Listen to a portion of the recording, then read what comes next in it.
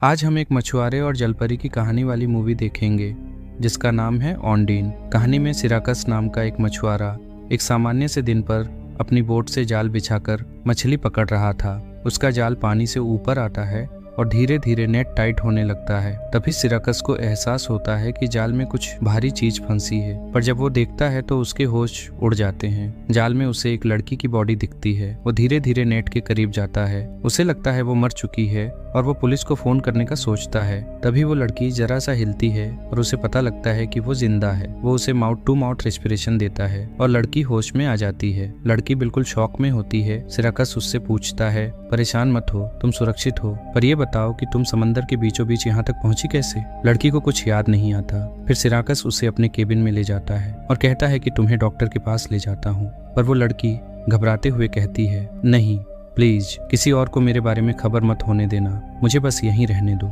आगे सिराकस उसे अपना नाम बताता है और अपनी माँ के एक पुराने घर में ले जाता है। सिराकस को लगता है कि अक्सर डूबने वालों की याददाश्त खो जाती है, पर वो सोचता है कि कुछ समय में वो वापस आ सकती है। सिराकस की माँ को भी अकेला रहना ही पसंद था और वो अब इस दुनिया में नहीं रही। सिराकस उसे अपना खाना देता है और कहता है, ये लो, पेट भर लो, मुझे अभी काम पर निकलना होगा। लड़की का डर अब कम होने लगता है। सिराकस को थोड़ा बुरा लगता है क्योंकि उस लड़की ने उसे एक बार भी थैंक्स नहीं बोला था। फिर सिराकस अपनी बेटी आनी को अपनी एक्स वाइफ मोरा के घर से पिक करता है। मोरा उसे लेट आने के लिए डांटती है तो सिराकस बस इतना कहता है, माफ करना मोरा, आज कुछ ऐसा हुआ कि वक्त का पता ही नहीं चला। वो आनी से बड़े प्यार से मिलता है और उसे लेकर चला जाता है। रास्ते में वो आनी से पूछता है कि क्या उसके साथ कुछ स्पेशल हुआ है। वो अक्सर आनी से ऐसे सवाल करता है ताकि उसे यकीन दिला सके कि एक दिन उनके साथ भी कुछ जादुई होगा और जिंदगी बदल जाएगी, क्योंकि जादुई कहानियों की हमेशा हैप्पी एंडिंग ही होती है। वो बात करते हुए एक डायलिसिस यूनिट पर पहुंचते हैं जहां डॉक्टर बताते हैं कि आनी को एक नई किडनी की जरूरत है। वहां सिराकस के पास कहानियों की कोई किताब नहीं थी तो वो उस लड़की से मिलने वाली पूरी सच्चाई को कहानी बनाकर आनी को सुना देता है। आनी बहुत शौक से सुनने लगती है और उसके मन में आता है कि ये पक्का कोई जलपरी ही होगी जो पानी से बाहर आने पर खूबसूरत लड़की में बदल जाती है और उसका सिल्की कोट यानी पूंछ गायब हो जाती है। आनी कहती है, पापा, आपकी कहानी में दम तो है, पर शायद आपने इससे सही से पढ़ा नहीं है। तभी नर्स आनी को एक इलेक्ट्रिक व्हीलचेयर गिफ्ट करती है।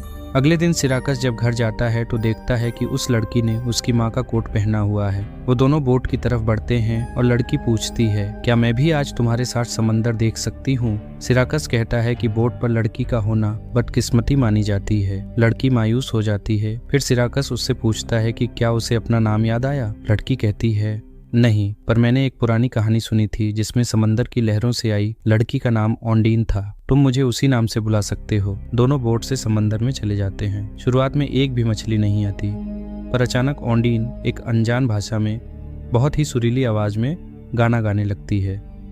उसकी आवाज समंदर की गहराई में जाती है और एक चमत्कार होता है। सिराकस का जाल कीमती लॉबस्टर से भर जाता है। सिराकस कहता है, ऑन्डीन, रुकना मत, तुम्हारी आवाज ने तो जैसे समंदर का दिल जीत लिया है। वापस आकर सिराकस उसे बाजार चलने को कहता है और मदद के बदले पैसे देने की बात करता है, पर ऑन्डीन मना कर देती है।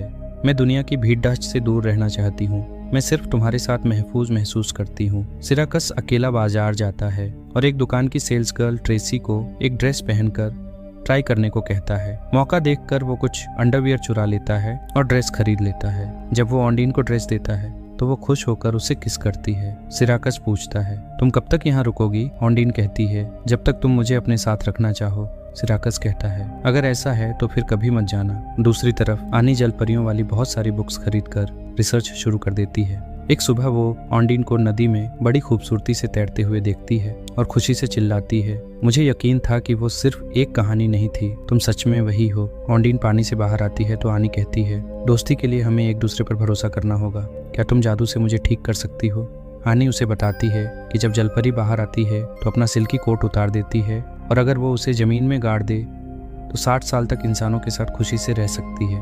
वो दोनों मिलकर ऑन्डीन को पानी से मिली एक चीज जिसे आनी कोट समझती है एक खुफिया जगह गाड़ देते हैं। आनी कहती है कि जलपरियां हर मनोकामना पूरी कर सकती हैं, पर ऑन्डीन उसे टोकते हुए कहती है, आनी, मैं कोई जलपरी नहीं हूँ, तभी वहाँ एक अजीब सा आदमी दिखाई देता है जो ऑन्डीन पर नजर रख रहा होता है। आनी ये साबित करने के लिए कि ऑन्डीन जल परी है अपनी व्हील चेयर से पानी की तरफ बढ़ती है। ऑन्डीन उसे बचाने के लिए डाइव लगाती है और उसे सुरक्षित बाहर निकालती है। आनी कहती है, तुमने मुझे बचा लिया क्योंकि तुम पानी के अंदर भी सांस ले सकती हो।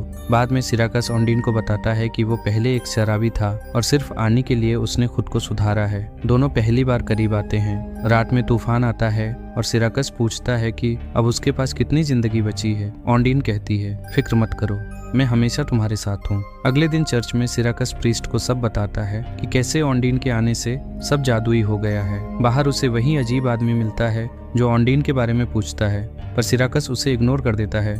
फिर एक दिन मोरा शराब पीकर गाड़ी चलाती है और उस अजीब आदमी की कार से उसकी टक्कर हो जाती है। हादसे में मोरा का बॉयफ्रेंड एलेक्स मारा जाता है, पर आनी बच जाती है। डॉक्टर बताते हैं कि एलेक्स की किडनी आनी से मैच हो गई है और अब उसे नया जीवन मिलेगा। सिराकस को लगता है ये ऑन्डीन का ही जादू है, पर बाद में सिराकस को डर लगने लगता है कि कहीं ऑन्डीन की वजह से बैड लक न आ जाए, इसलिए वो उसे एक आइलैंड पर छोड़ आता है और चिल्लाकर कहता है, हम कभी एक नहीं हो सकते। ये कहानी यहीं खत्म होती है। घर आकर सिराकस बहुत दुखी होता है। तभी टीवी पर एक गाना बजता है, वही गाना जो ऑन्डीन बोट पर गाती थी। सिराकस हैरान रह जाता है क्योंकि वो कोई प्राचीन भाषा नहीं बल्कि एक रोमानियाई गाना था। वो तुरंत ऑन्डीन को वापस लाने आइलैंड पहुंचता है और उससे सच पूछता है। ऑन्डीन बताती है, मेरा असली नाम जोआना है और मैं रोमानिया की एक जेल से भागकर आई हूँ। मैं और मेरा साथी व्लादिक ड्रग्स का एक बैग डिलीवर कर रहे थे, पर पुलिस से बचने के लिए मुझे समंदर में कूदना पड़ा। जिसे आनी सिल्की कोट समझ रही थी वो असल में ड्रग्स का बैग था। जब वो घर पहुँचते हैं तो वहाँ व्लादिक पहले से मौजूद होता है और आनी को पकड़ रखा होता है। सिराकस और व्लादिक के बीच भयंकर लड़ाई होती है। जोआना उसे बैग का ठिकाना बता देती है, पर आनी ने उसे पहले ही बोट में छुपा दिया था। मौका पाकर जोआना व्लादिक को पानी में गिरा देती है। जोआना से शादी करना चाहता है और जोआना फिर से साथ होते हैं और एक नई जिंदगी की शुरुआत करते हैं।